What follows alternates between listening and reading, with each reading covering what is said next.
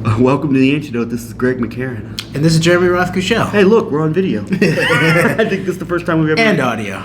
I think this is the first time we've ever done a non-false flag weekly news-related show together on video. And we're here at the Kansas City Public Library, the site of the May 2016 arrest during the Dennis Ross event.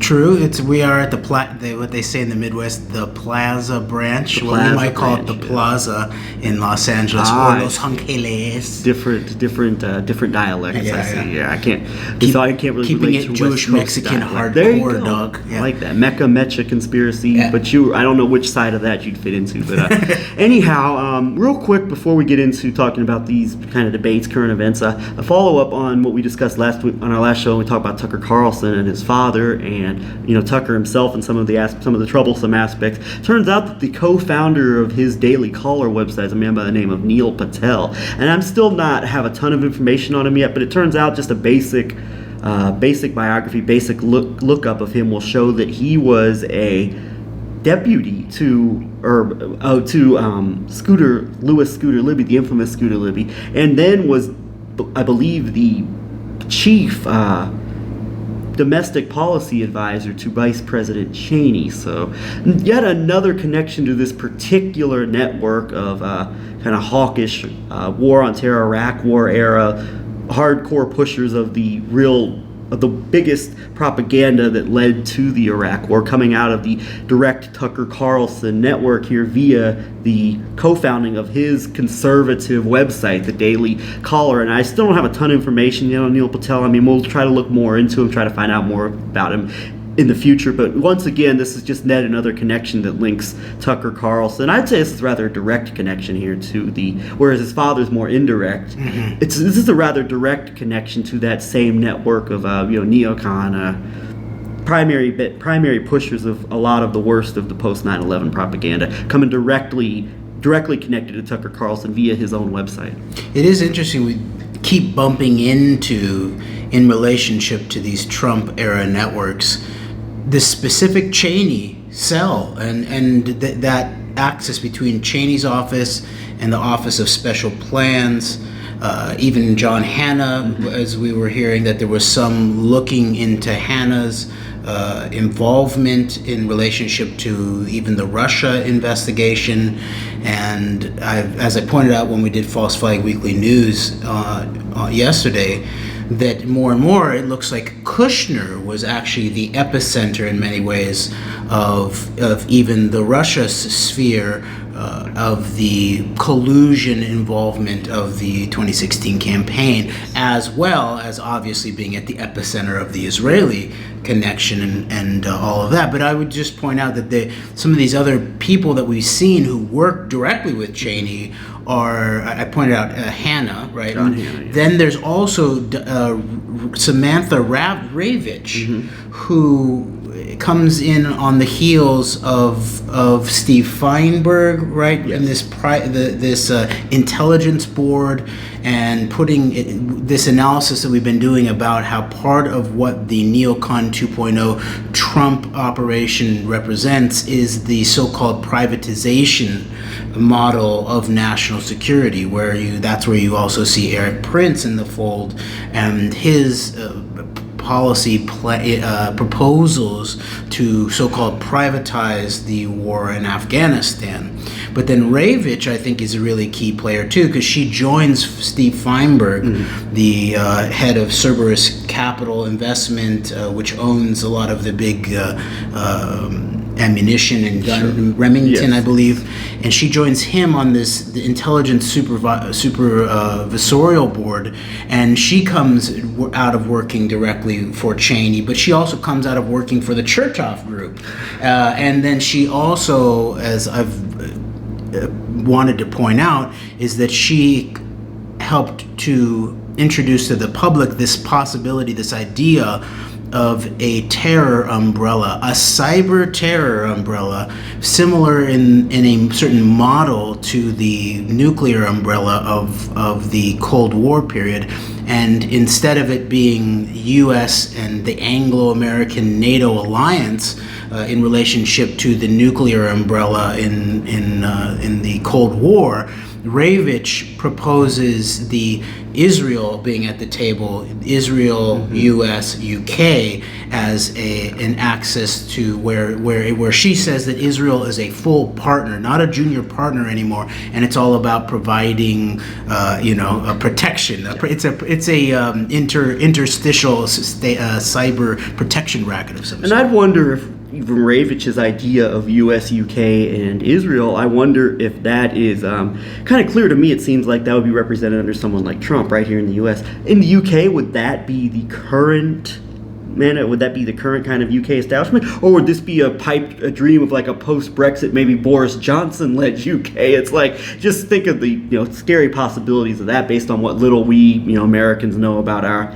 friend across the pond there, Boris Johnson. But I mean, that's a question to wonder about. And that goes into a bigger conversation about like a lot of maybe domestic aims of hardcore Zionist agendas and policies that are being done on a domestic level in the U.S. and in Europe, and not just on an international level. So that does make me think that question you've raised there about, because if you think about yes, there was always the UK, Israel, US triangle of some sort, at least in terms of intelligence. We've even pointed out where there's things like Kim Philby, one of the infamous Cambridge Five, I think they were, the infamous Soviet spy, one of the closest friends of the head of U.S. counterintelligence, James Jesus Angleton, and he turns out to be a Soviet spy involved in a network that also involved people like Victor Rothschild. But what's not talked about it very much is that Philby was also a Zionist operative, and supposedly he played a key role in the disinformation that enabled the misfocusing of MI6 and MI5 in British intelligence away from the King David Hotel when the Zionists went and bombed it, and they were really, of course, targeting the British to a large extent there. So this network's always been there, but your question then makes me think that this is really a new configuration here, because similarly to when we talked about the grand collusion, the global global collusion analysis, that it brought into connection the Brexit program, the Brexit operation, really, which is England's Donald Trump operation, right. Which I personally see as, you can see both a Russian and an Israeli angle to it via, and I mentioned this before, via Breitbart being the primary media proponent of Brexit. Brexit would not have been possible without Breitbart being right there at the center of it, just like Trump. So I look at that, and then of course what we talk about Michael Oren's that's exactly comment what I was about how say, Israel basically benefits from a divided Europe. So. Yes, that's exactly what I was going to say, is that both of those pieces here, where you see this very specific U.S.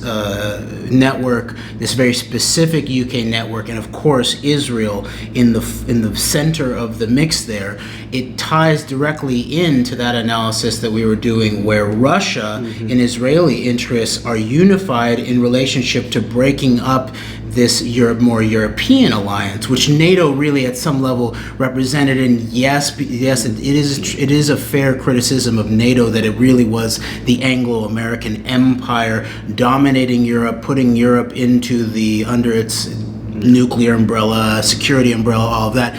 But Brexit really represents a move to cleave off the Anglo-American aspect and really just tie it into this much more Sino-Russo connected Israeli element, it looks like, specifically in that combination of the Russian-Israeli interest in Brexit and then Michael Oren's statement. And I sent you the video about Michael Oren talking about like giving up his American citizenship. He had to. He just it always was something they required him to do. I mean, so. And what was his? It was a public quote of his that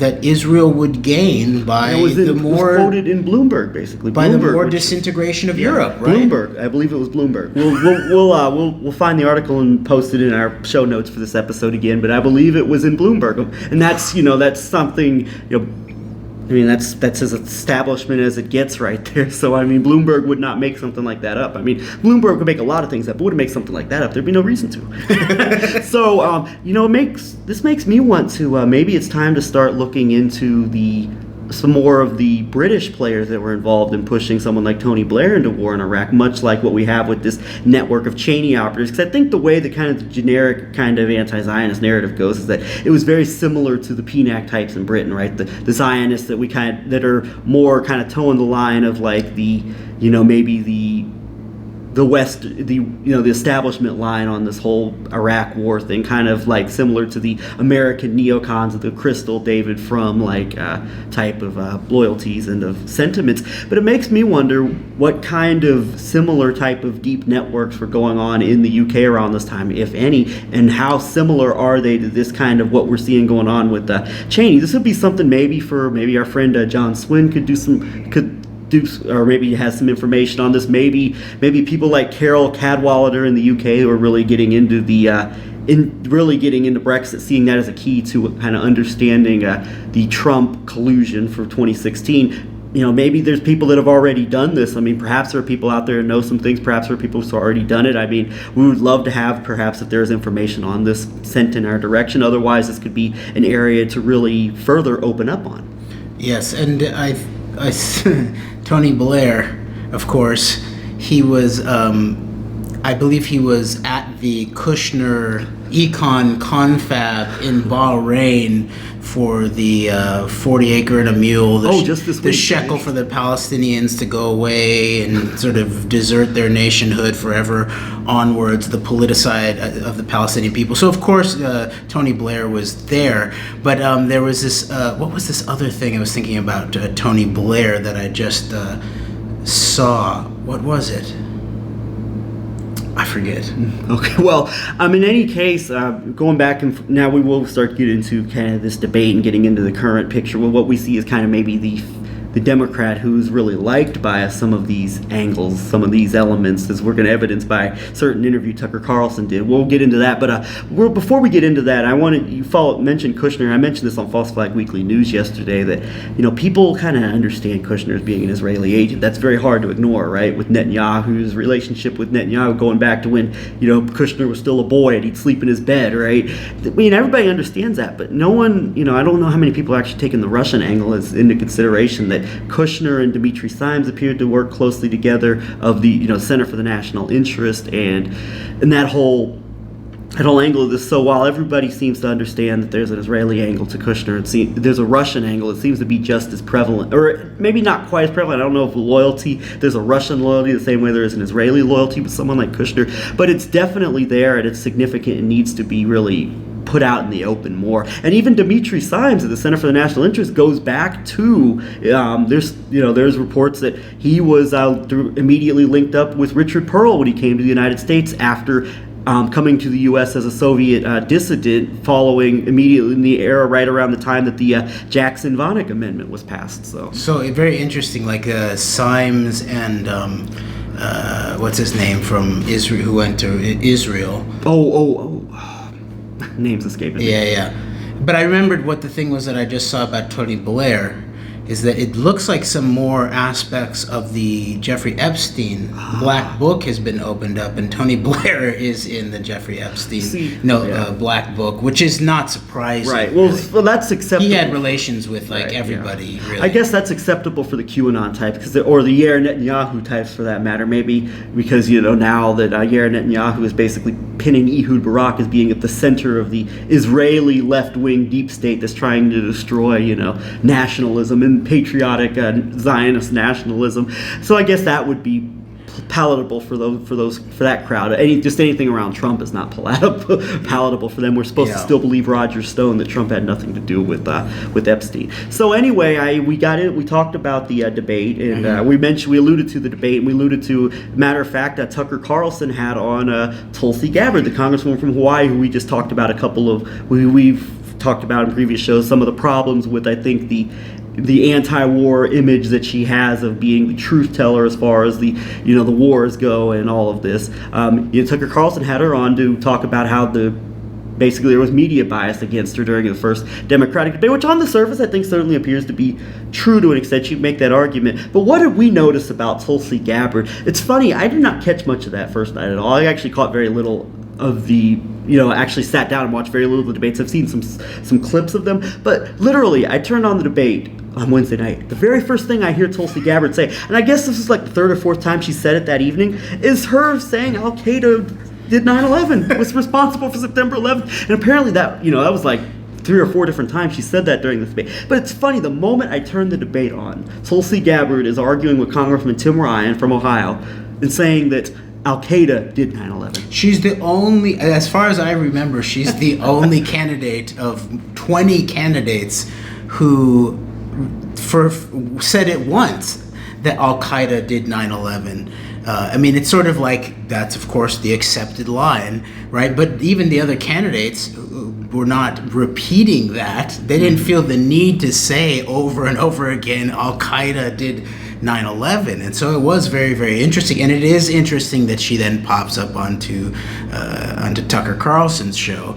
And of course, you're right, it's completely true that there's a mainstream media bias against Tulsi Gabbard. But I would assert that there's an alternative, especially an alternative left media. But as we see certain aspects of like the liminal right, in terms of Tucker, there's a bias for Tulsi Gabbard. And it's interesting, Michael Tracy had an article about Tulsi Gabbard that was reposted on the Federalist website. And the Federalist is very much in this milieu of kind of right-wing websites, media sources.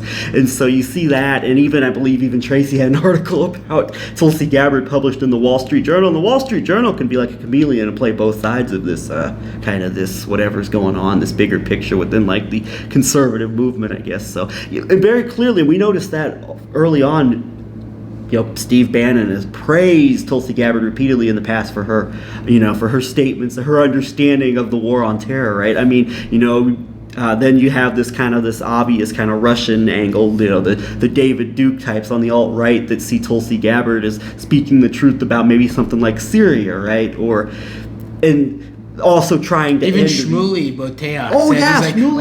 I thought she was wrong for meeting the murderous beast Assad, but she's my friend, and I know she has Israel's back. Congratulated her for winning the debate. Yes, she did. So I mean, there's something, and I understand this. I've kind of started to see Tulsi because I could see her campaign. I can see her candidacy taking off in a pretty big way. I kind of see her as being almost like a Ron Paul 2012 figure, and I was a big supporter of Ron Paul in 2012. I was a delegate for Ron Paul here in the state of Missouri, and I was a big supporter of his, and I know there's some issues even with Ron Paul, but Ron Paul never, ever, ever talked about the war on terror the way that Tulsi Gabbard does. Never, ever, in a million years. When he got his sort of big infamous moment in relationship to the quote-unquote war on terror narrative was in 2008 when they put him on the spot in the middle of the debates about, some of your supporters are 9/11. Right. Who did they have ask that question? And now I'm just starting to remember. Wasn't it Carl? It was Carl Cameron, Carl Cameron, who was did the story on the Israeli spy ring. The Israeli spy ring, which we've talked about before, the interesting potential background of that Fox News reporting under Brit Hume, Carl Cameron, that's reportedly by Michael Rupert in his book, Crossing the Rubicon, that it was a Washington, D.C. cocktail party. Dick Cheney was the source of that investigation to Brit Hume. But that is interesting that Carl Cameron was the one who asked the question to Ron Paul in 2008. Some of your supporters call themselves 9/11 truthers. Will you tell them to? Will you reject them or tell them to, at least to stop saying that? And of course, Ron Paul made a bad move, and he said. He's like, I don't believe those things. I reject those theories. But if my supporters, some of them believe that, I would ask them. It's not helping me. So, and of course, that was the Alex Jones style that we see now as being very discrediting in terms of September 11th. The follow people around in bullhorns and yell and scream about 9/11 being an inside job. That unfortunately was kind of the element of support that big Carl Cameron was referring to. But ultimately, it doesn't obviously discredit the bigger research behind September 11th. Just that I think a lot of those people who were supporting Ron Paul at the time, who were presenting themselves as, voices for 9/11 truth, were probably doing so in a deliberately discrediting manner. But, that's kind of a digression. But maybe. I mean, I think that's definitely partially true. At least the people leading the push at that point in time. Not people who were just taking part in protests. I think a lot of there were good, well-meaning people, of course, who took part in protests. But I think like the Alex Jones, perhaps We Are Change types that were steering those. Sure. I guess just my point is that regardless of Ron Paul's rejection of a potentially controlled movement that was making these serious questions look bad, he re-embraced the policy. Yeah. By saying he actually led it right into a question about blowback, and I believe he did at that point talk about, he referred to Al Qaeda in some sense of basically of it was a big talking point on kind of that you hear on the left among like a lot of war critics on the left, as far as those who were critics of Israel on the left, critics of, I guess they're called the anti-imperialist left now, that there was blowback and that whole idea that our policies lead to these kind of attacks. And of course, that was almost one of my political awakening moments. Like, that was the first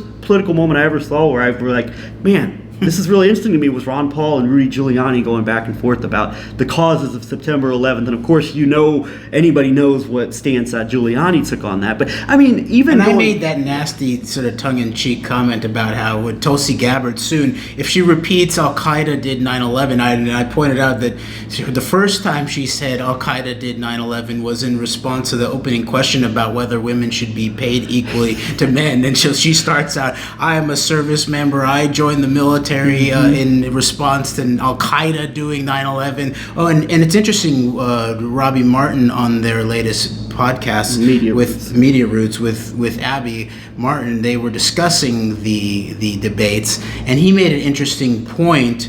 Although they completely failed to address the whole Al Qaeda did 9/11 problem, it's still the truth about 9/11. Not just the architecture of the false, fraudulent war on terror policy in distinction to the meme of Tulsi Gabbard being against regime change wars, but that it's the specific truth of September 11th and who did it and why, and that it wasn't Al Qaeda. First of all, Al Qaeda is a long-term asset of the deep states in relationship to Israeli intelligence and that whole background that Christopher Bolin's really talked about in terms of the Israeli military intelligence using the office of the congressman. Who's the congressman who did sponsored the support of the Mujahideen in Afghanistan? Was it Charlie Wilson? There was a movie made about him.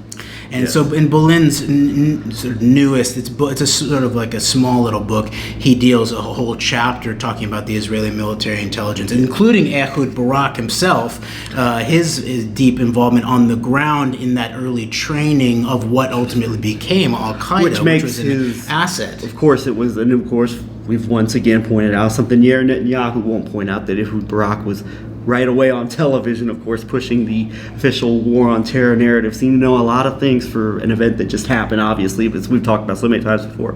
But even in relation to blowback and Tulsi Gabbard kind of as the 2012 Ron Paul, I see her taking off kind of in a way that Ron Paul did. Yeah. Very similar. I do see her as being that kind of candidate. You can kind of tell already with the way a lot of the quote-unquote alternative media is already rallying around her, that she's definitely going to be a consequential candidate in this 2020 Democratic primary. But just an example of just how milquetoast, I'm sorry to say this for people who like Tulsi Gabbard, she is that Tulsi Gabbard is so much of like a hawk when it comes to something like Al Qaeda that she won't even push the idea that there was blowback, because that's an interesting point.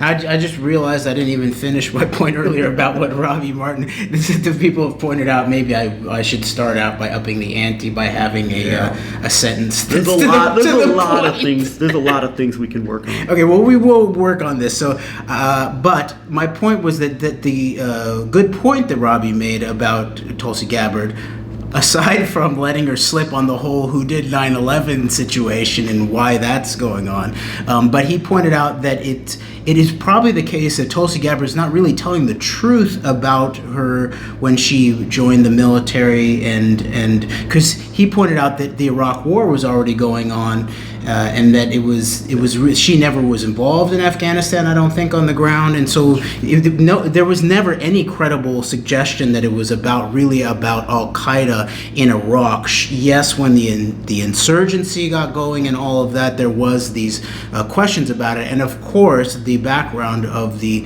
aggressive warfare in Iraq was the suggestion by this same clique of neocons, including people like Woolsey and all those, that Woolsey, that Iraq Foundation for Defense of Democracies, Tucker Carlson, Richard Warner Carlson, right there. It's going right back to his family. So exactly that Iraq did have something to do with 9/11. So that's an interesting point that should be explored about whether Tulsi Gabbard is not actually being honest about why she got into the military. But remember, it is the case. This of course is why it's so important to deconstruct September 11th itself, is because it was at the very least in everybody's minds, and definitely in relationship to the networks that were surrounding September 11th and those that appeared to be in the know, or at the very least taking full advantage of the anthrax attacks and all of that, that this was a large complex, that the war on terror is a complex that included the regime change war of Iraq, but also includes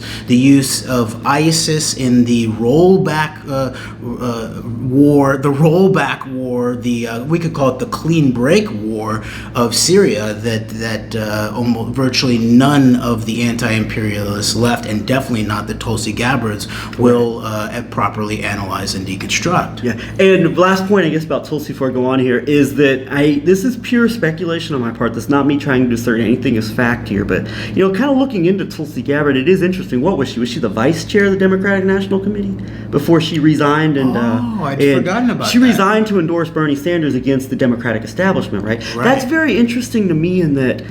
Is there almost like a longer, I almost wonder, and once again, this is pure speculation, it's me not trying to assert anything as fact here, but is there almost a longer term type of game going on with someone like Tulsi Gabbard here, whereas this time is I guess this would be in her capacity almost as a vice chair of DNC. It's when she was cultivating these relationships with American Enterprise Institute types, with, Shmuley Botiak, with, and the Adelsons at this event, when she was speaking at Christians United for Israel, when she was going to France and to Egypt with Congressman Dana Rohrabacher, going to France in the immediate aftermath of that of the shooting in November 2015 at the Rock concert, and that going along with all the things she was saying at this time about, this is where she made the kind of controversial comments that people like Robbie Martin are really, I think, correctly zeroing in on about her stance on the war on terror and the idea of radical Islam, condemning Obama for not calling radical Islam what it is, right? Very much sound like a Clash of Civilizations neocon in that regard. And then she resigns from the DNC, kind of heroically endorses Bernie Sanders, right? And so I wonder if there is a longer term game going on with this. It almost makes me wonder what kind of tidbits there are in Tulsi Gabbard's background, perhaps, that could give us some.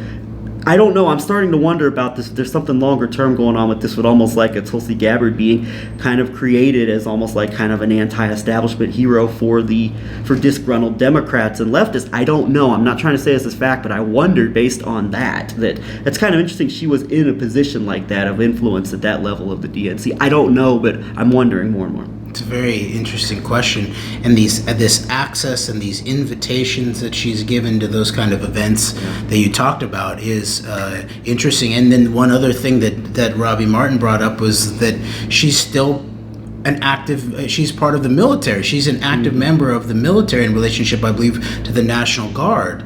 And so there is a code of speech conduct that's related to being an active member of the military. And is that actually active in relationship to what she can and can't say? And these are questions that Robbie put forward that I think are also additionally in relationship to what you're talking about, which are these deeper background questions that I think are very, very intriguing and that should be looked into, are all a part of what the investigation that should be going on around Tulsi Gabbard. But meanwhile, the Michael Tracys all the way to the Tucker Carlsons are just it's basically just because she doesn't want to bomb Iran. And even like Tucker Carlson Carlson, that thing when Tucker Carlson said that they should be obliterated. What did he say? Annihilated. Annihilated. Even in that point, he said when he was 2012. In 2012, when he was talking about it afterwards, he said, "I still don't think we should bomb them because it wouldn't be good for our economy."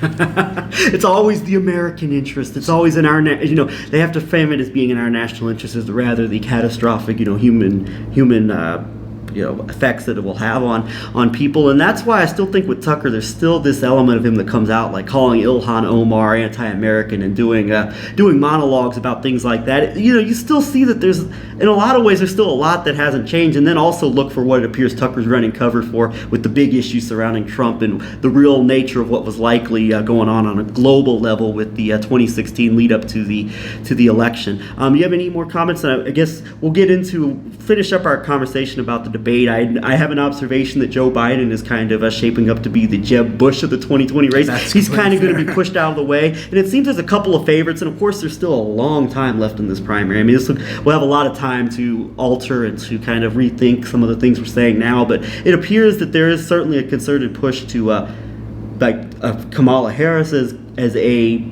front-running candidate by many in the media. And I guess also even, obviously, I still see Pete Buttigieg kind of being pushed as a favorable candidate by a lot of the media. And you've described Kamala Harris and Pete Buttigieg. You mentioned this. It would be the AIPAC identity politics ticket with one or both of them in a general election. I would say here's the way that I see it evolving is that it would be Kamala Harris as the presidential candidate, and then she chooses Pete Buttigieg as her vice president. He's from the Midwest. He sort of competes with Mike Pence. Yes. Plus, he's military. Other than Gabbard, he's the only candidate with military experience. That's a good point. And so he ends up backing her, giving her the foreign policy credentials. Mm-hmm. And plus, you have the gay Midwestern white Rhodes Scholar Afghan veteran combined with the first black woman president, prosecutor, so-called progressive, and all of that. What this would do, unfortunately, is it would and both real comfy with AIPAC. It would have very much you would call them kind of the Democratic wing of the AIPAC, of the Israeli lobby establishment that would be represented, I think, with these two. But what's scary about that is that even one of those is a general candidate against Trump, even if the other one's not involved. It would almost assure that there would be very little of substance discussed on the campaign trail, because it would all be identity politics. It would all be Trump dog whistling to his base about, blacks and homosexuals running against him in the whole culture war aspect, and then it would just be the other side would just be racist orange man Trump and his racist followers. So it would almost assure that very little of substance would be discussed. But before we move on, one more thing I want to throw in here is that there is still the Bernie Sanders factor, and I wonder what happens. Bernie, basically we believe I think the evidence is there that he had the election, the primary stolen from him in 2016. The question is still by whom? Yeah, but definitely the DNC was part of the surface aspect of it. But as I pointed out before in some of our previous shows, that when you look at it, it looks like that it was all the states with the Republican governors where the shenanigans that seem to favor Clinton over Sanders seem to happen in the primary, and if more and more you can begin to see Hillary Clinton as the straw woman for a Trump operation to be rolled in. And as we've asserted, there was very likely, on top of all of that, the primary, there was probably general election Rove style, Mike Connell style election fraud, machine rigging going on to ensure the election. And then the Trump or people, the selection. And the Trump people, unfortunately, successfully made it all about voter fraud and illegals and dead people voting and all this. But and that's a good point there. And it's always been talked about. People knew that Trump, Clinton, with the benefit of hindsight being 2020, there's no chance she stood against someone like Trump. But we didn't know that at the time, but we know that now for sure. Bernie Sanders, very likely could have beaten Donald Trump in a general election because his ideas, his very similar types of kind of left-wing populist talking points on issues like economics would have resonated with voters in a way that a lot of Clinton's policies wouldn't have. So if you want to get someone like Donald Trump, a chaos president, into office, I mean, Clinton's a much better choice as a fall person than Bernie Sanders is, that's for sure. Yeah, it would have been at the very least presented populist against presented populist. Yeah. Of course, Donald Trump is actually a wrestling character. Yes, he is literally. He's right, WWE Hall of Fame. Right. So, but then you extend it one level above that, and the whole Donald Trump as a successful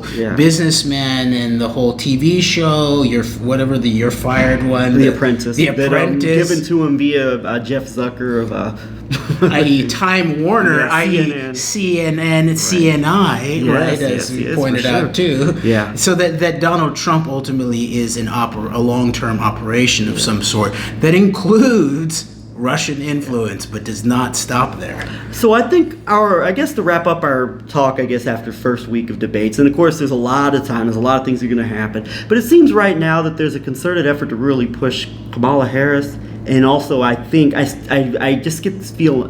Kamala Harris, you've seen it with I've just seen it with little ways that various people in the media are talking about her. She's definitely being pushed as a favored candidate. And also, I still think Pete Buttigieg, I see them, and obviously Bernie Sanders. I see there's going to be a lot of them in the lead up to this race, and I see Tulsi Gabbard is like the kind of the Ron Paul, kind of there to disrupt the Democratic establishment's party. I guess her and Sanders both, but even Tulsi Gabbard would be more like a Ron Paul, I think, is kind of really be pushed as like a real outsider, right? Where Bernie's kind of in the system, but his politics are not of the system, right? And then Joe Biden, I think, will fizzle out a la Jeb Bush, I think, once the early primaries start up. I think he's pretty much done. The establishment candidate who's a shoe-in, who's got all the backing money and stuff like that, but is sort of pushed aside for the actual choice. And then I think a lot, I think out of those candidates, I see Harris and maybe Buttigieg and Sanders kind of standing out from the pack as being like the people who it may come down to. At the end, of course, there's a lot of things that could happen. I don't know. Maybe the decision's already made. We don't know. But did you have any other observations on the debates before we move on? Because I know you made some observations about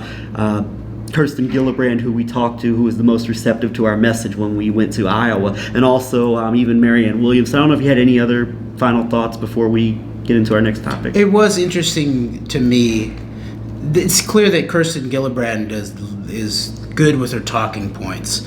At the same time, I think I pointed out before, and I think this is true, she was the only senator to vote against Michael Chertoff for some position. I can't remember what it was. I believe that's the case. And she, in terms of these debates, she was the only presidential candidate among her peers on the debate stage that when they said, who are you going to reach out to reestablish diplomatic ties after you replace Trump, and almost everybody else said China. Some people said China, a lot of other people said Europe and NATO, and then Kirsten Gillibrand was the only one that said Iran. I'm going to reach out to Iran to dead this whole run up to war and all of that. So that was pretty interesting. We'll see how serious she remains on those area of analysis. But then, Marianne Williamson,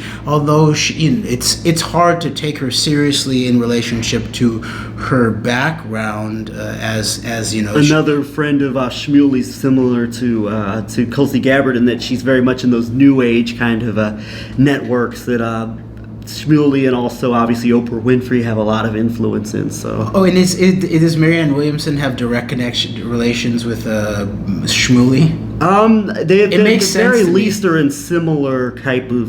They're very much in similar. They run in similar circles with this kind of Oprah New Age Sacred style. Love. Deepak Chopra, people like that. Yeah. And so, but it's interesting that everybody from the mainstream media to the even to like the Martins who sort of just dismiss Marianne Williamson, where even Abby Martin was saying, like, why is she on the, get her out of here.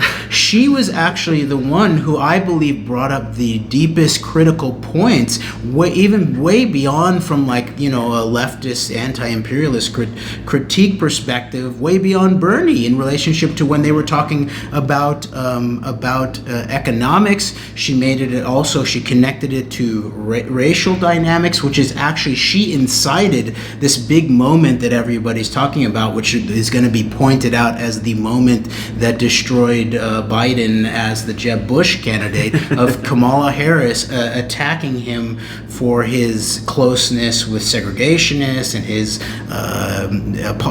opposition early on in the 70s to integrating with busing and all of that. But that was on the back of Marianne Williamson actually inciting that dialogue by talking, I believe, about some aspect of economic policy and immigration policy and connecting it to the history of slavery and African American politics and all that. And so it was at that point that Kamala Harris was like, I'm going to get in on this. I'm going to attack Biden for this. And so that was an interesting moment. Kamala gets all the credit within like the establishment media that very much favors her for that too. So. Yes, and then the other thing where I thought she was. She actually made two other really big points that no one else made, that actually showed the possibility of the actual presidential political stage, where you can inject just a little bits of truth, can really leverage open serious pieces of analysis that are really tightly kept under constraint by the corporatist media agenda. She pointed out when they were talking about immigration, she was the only one that seemed to, what I would say, take the radical middle path, transcend the sort of fake left-right talking points. And she said, why don't we talk about why people are in the are wanting to travel hundreds, if not thousands, of miles to try to seek, you know, low-income employment. Let's talk about our own role in the policy in Central American foreign policy.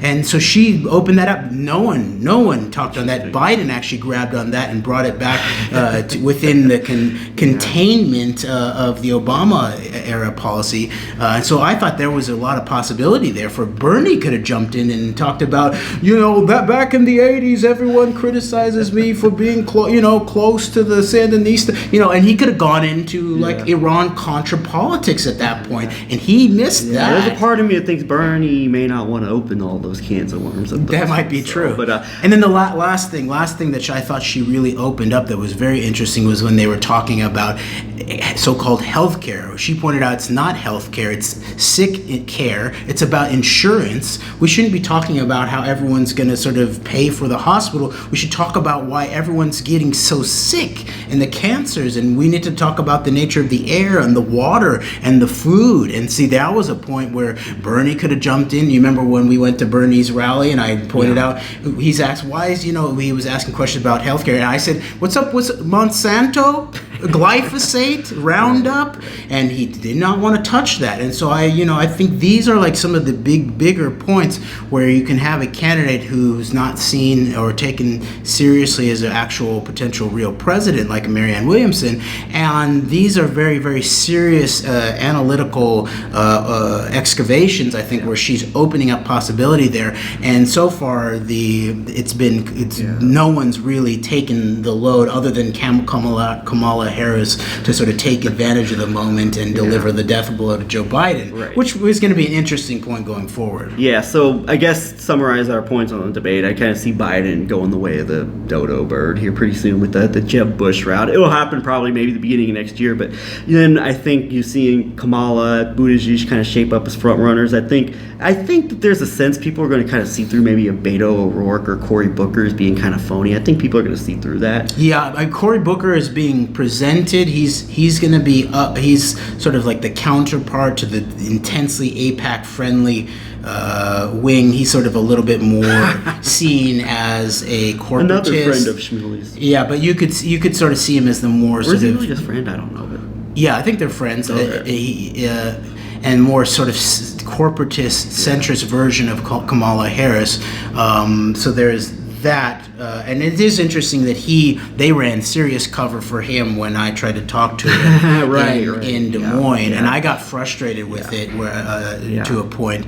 So that I think that's interesting. But I do want to just point out also is like, eventually we're going to need to create our own politics rather than just sort of talking about these controlled Democrats, controlled Republicans, it's a clash of political civilizations and a clash of political cultures. I once again just want to put into the ether like an actual we the people's platform, a truly independent candidacy, not necessarily because we believe we could win, although I could point out where there are 43 states where you can run as a write-in candidate, and basically where you are hacking a paper, hand-cast, hand-counted ballot, and you could create a plurality to actually potentially win a presidential election that way. But as I pointed out with people like Marianne Williamson, the major point is to be able to have a platform and a slate or a grouping of candidates, an alliance that takes to the road and talks about the real serious issues that no one is talking about. So I'll just once again say that I like the idea of a what was her name, Christine or Catherine Austin Fitz. And Cynthia McKinney. Yeah, I like Catherine Austin Fitz and Cynthia McKinney. Robert David Steele, stay out. You can talk about open source intelligence and do a lot of the solutions, but we don't need at the last moment to be talking about the children on Mars. And we don't need you blaming everyone but Trump himself for all the problems in the world. No, you can be once if and when we win. You could be the head of the open source intelligence agency. There you go. Yeah, so I guess, summarize, out of all the, not well-known candidates, it's going to be Tulsi Gabbard that's going to be in the conversation out of all of them. And I think definitely, and then Andrew Yang, this isn't an insult to Andrew Yang, but I think it's kind of a bit of a cult thing. I don't know if it'll take off in like mass appeal, but certainly I can see Tulsi Gabbard reaching out, and it's already the way that the alt media is already rallying around her that I can see that happening. Yeah. We're getting into our last third of the program here, Jeremy. Where would you like to shift the conversation? Oh my gosh, we're barely in time because of the chatterbox. But I think you're also right that I think Beto actually went down this time. He showed himself not to be able to handle the debate stage. Alex Jones has got to chase. Alex Jones has got to chase him around again. All for Ted Cruz. All for the benefit of Ted. That's so sweet, Alex. So I just wanted to read a little bit from this chapter before I have to return it to the library of Robert Maxwell, Israel's Superspy: The Life and Murder of a Media Mogul by Gordon Thomas and Martin Dillon. And chapter 4 is all about the background of the Promise software. And so in our last 10 minutes, something like that? We're between 10 and 15 minutes here. I wanted to just read a little bit from this, and maybe I'll just read through this, skip a little bit, and we can make a few points on this. This starts on page 51, chapter 4 of this book. Quote, a year before Robert Maxwell was recruited by Mossad, another unit in the Israeli intelligence community had carried out a breathtaking operation under the control of Rafi Eitan. In the history of the country's intelligence gathering, there had never been anyone quite like the master spy. The squat, bull-necked man had become immortalized as one of the team that snatched off a Buenos Aires street Adolf Eichmann, a man who had organized and overseen many of the atrocities of the Holocaust. Eitan had insisted on standing in the execution chamber in Israel after Eichmann was found guilty of crimes against humanity. Quote, he looked at me and said, soon it will be your turn, Jew. I had replied, not today, Adolf.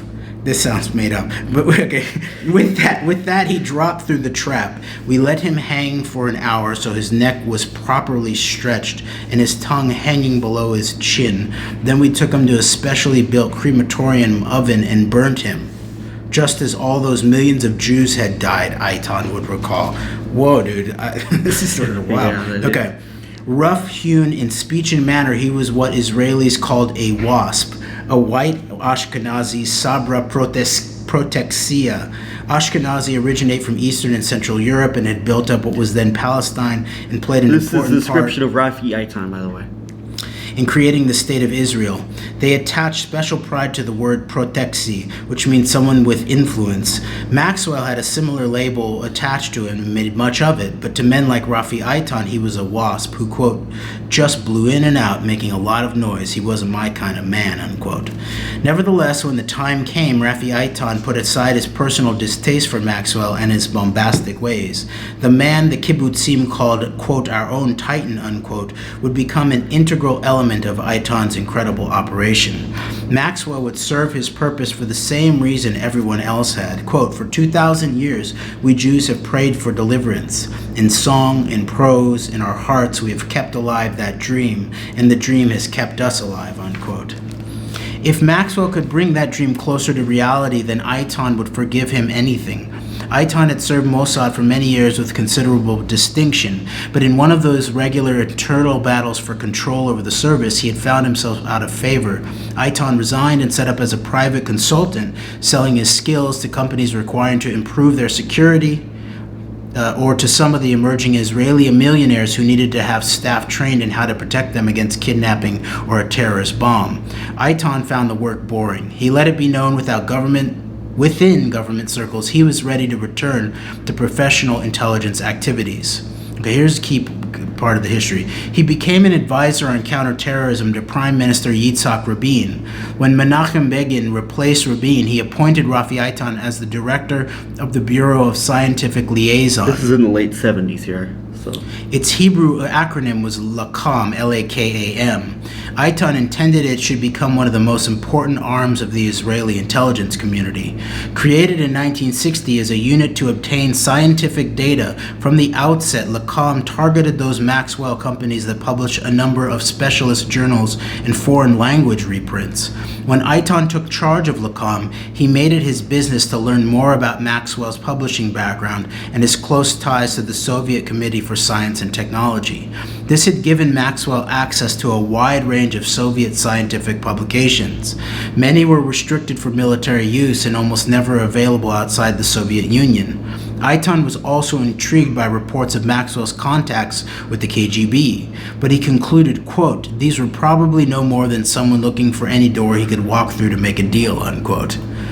Rafi Eitan would discover later that there was more to it than that. The KGB had recognized early on in Maxwell's career that he could become an important figure who, if properly handled, would serve their purposes. But the KGB would also misread Maxwell. He may have been a Jew who had no time to go to synagogue or to often observe the Sabbath, but he was a Jew, and his emotions were governed by the past of his people. He was never more at ease than when speaking of their suffering. At those times, he did not bother to hide his anger over the Nazi death camps that had claimed so many of his family. The Soviet Union had its own part in that. His cousins had been deported to the gulags in those post-war years. The KGB may well have forgotten that, but Robert Maxwell had not. There was another link to the intelligence world Eitan discovered. Since 1946, Maxwell had worked closely with Ferdinand Springer, a German publisher who had survived the Third Reich despite his Jewish background. He and Maxwell had started a publishing venture. 2 years later, Maxwell, in one of those adroit moves with which he was making his reputation, merged the Maxwell Springer Company with Butterworth Press in London. That company had long ties to MI6. According to Eitan, Maxwell was clearly, quote, swimming with the sharks, unquote. He made a mental note to file Robert Maxwell in that part of his prodigious brain where Rafi Eitan kept his future plans. Okay, a little bit more here. Eitan had taken over LAKAM during yet another of those periods of turbulence within the country's intelligence communities. Within the Korea, the spacious headquarters of the Israeli Defense Forces, there were renewed arguments over the intelligence services being bogged down in what had become the quagmire of Lebanon. There had been almost daily failures to predict what Arab terrorist group would do next, or what Arab terrorist groups would do next. The communications needle towering over the Korea complex had bristled with outgoing traffic to commanders in the field demanding to know what Mossad and Amman military intelligence was doing to rectify the situation. Of course, Ehud Barak was not only a former member of Sayeret Matkal like Netanyahu special forces behind enemy lines reconnaissance, but he was also the head of Israeli military intelligence, Amman, too. Interesting. Yeah. Okay, so here's it brings in kimchi. David Kimchi, I believe, is Greg Palast's uncle, correct? Yes, and Greg Palast's sister Jerry, I think, it works for a part of the Israel lobby. Mental note. Just Let's look into Greg Palast in the future. Mental note. Anyway, go ahead. Yes, already the internal conflict had claimed a powerful victim. David Kimche, I don't know, long an undimmed star in the Mossad firmament, had been dismissed from handling the Lebanon account. Kimche was mild-mannered with an accent that hovered between the English shires and the South African veldt. His only vanities were a toupee and customized bifocals. In that world where intelligence interacts with diplomacy and secret alliances forged, there was no one more adept at bridging the gap than the slim Kimchi, a man who even, I want to say kimchi because I like kimchi, but I don't know. A man who even his We'll enemy, learn the pronunciation here. Okay, who even his enemies said was made for a dress suit. After he had joined Mossad in those days when it had been freebooted through Africa, penetrating the newly independent black African governments, Kimche had run agents with consummate skill. Later he had taken over another quote-unquote account, masterminding the Kurdish insurrection against Iraq. Then had come a spell when he regularly slipped out of the featureless building on King Saul Boulevard to visit London and the European capitals. He could be found in their most expensive restaurants, cutting his food into small bites and wiping his mouth with a napkin after each mouthful, and smiling and listening before moving a conversation along with a well-constructed question. But it was in America that he had shown his intellectual mettle. No one better understood the subtleties of the relationship between Israel and the United States. He had himself described it as, quote, a very intimate dialogue, very intimate indeed, unquote. Even when he had left Mossad, he remained a welcome figure in the intelligence communities of Washington and London, his manner epitomizing the ultimate confluence of intelligence and political power. Kimche had We might have time for about 2 or 3 more paragraphs here. Kimche had been among the first firm friends Maxwell had made among Israel's power brokers. They had first met in Kimche's office in Asia House. I believe Asia House is Eisenberg, Shaul Eisenberg. Yes. One of Tel Aviv's more interesting buildings, reflecting thought and design and the choice of materials. On the 3rd floor, Kimche had introduced Maxwell to the building's owner, Shaul Nehemiah Eisenberg. This will be the last paragraph. In the select group of Israel's seriously rich millionaires, Eisenberg was the richest. His business empire ran from chemical factories in Korea to mines in Chile and extensive operations in Europe. He was the only citizen to have a law named after him, the Eisenberg Law, which gave him tax relief for his operations. Central to these was the arms business, brokering the latest aircraft from Israel Aircraft Industries, another of Eisenberg's companies. His senior staff were drawn from the world of intelligence and included the Zvi Zamir, who had run Mossad from 1968 to 1973, and Amos Manor, the first head of Shin Bet, the country's equivalent to the FBI. Kimche had joked to Maxwell that the, quote, big question is whether the state of Israel owns Eisenberg or whether Eisenberg owns the state of Israel, unquote. And so maybe we'll get this book out again and talk about the more direct promise aspects of this at another time. For sure, Jeremy. Thanks for sharing that. And I think this Eisenberg thing is key from the China perspective of what's going on with a lot of this, maybe Belt Road Initiative, multipolarity, because Eisenberg was basically the person who kind of opened up the modern day Israel-China relationship as we know it. Yes, and as I pointed out before when we were dealing with the Joint Enterprise Defense infrastructure, the cloud, the Pentagon cloud, that the head of Adalom Security incorporated into Microsoft as its cybersecurity branch, really. And if they get it, they'll be in charge of the Pentagon's data security. That all 3 of the guys who created it are Tal Piot program Israeli military intelligence operatives, including UD-8200, but Asaf Rappaport, the head guy, the guy who's in charge of Microsoft R&D now in Israel, he was worked for McKinsey Consultants in China. So this long-term relationship to the East, and specifically to China in relationship to Israeli military intelligence, completes the fold that involves the Soviet relationship and the elements inside of the UK and the US.